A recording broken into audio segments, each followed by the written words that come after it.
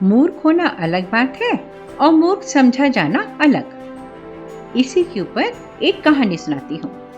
एक गांव में एक व्यापारी रहता था। उसकी ख्याति दूर दूर तक फैली हुई थी। एक बार वहां के राजा ने उसे चर्चा पर बुलाया।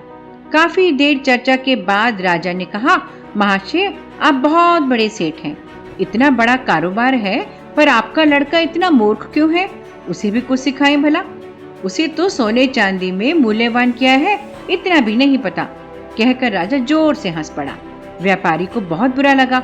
वह घर गया और लड़के से पूछा, सोना और चांदी में अधिक मूल्यवान क्या है?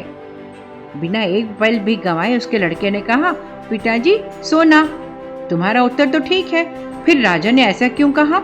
सभी के बीच मेरी हंसी क्यों उड़ाई? पिता ने बोला। लड़के के समझ में आ गया।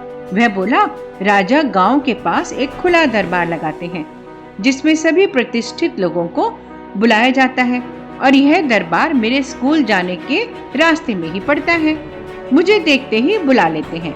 अपने एक हाथ में सोने का और दूसरे में चांदी का सिक्का रख कर जो अधिक मूल्यवान है वह ले लेने को कह देते हैं। अब मैं चांदी का सिक्का ले लेता हूँ। सभी ठहाका लगाकर हंसते हैं और मजा लेते हैं, और ऐसा तकरीबन पिताजी हर दूसरे दिन होता है। पिता बोले, फिर तुमने सोने का सिक्का क्यों नहीं उठाते? 4 लोगों के बीच अपनी हंसी उड़ाते हो और साथ में मेरी भी। लड़का हंसा और हाथ पकड़कर पिता को अंदर कमरे में ले गया और अलमारी से एक पेटी निकालकर दिखाई जो चांदी के सिक्कों से भरी हुई थी। यह देखकर व्यापारी बहुत हैरान हो गया। लड़का बोला, जिस दिन मैंने सोने का सिक्का उठा लिया उस दिन से यह खेल बंद हो जाएगा। वो मुझे मूर्ख समझकर मजा लेते हैं तो लेने दे। यदि मैं बुद्धिमान दिखाऊंगा तो मुझे कुछ नहीं मिलेगा। अक्लमंद व्यापारी का बेटा हूँ, अकल से काम लेता हूँ। मूर्ख होना अलग बात है और समझा जाना अलग। स्वर्णिम मौके का फायदा उठाने से बेहतर है हर मौके को सोने में तब्दील करना। जैसे समुद्र सबके लिए समान होता है।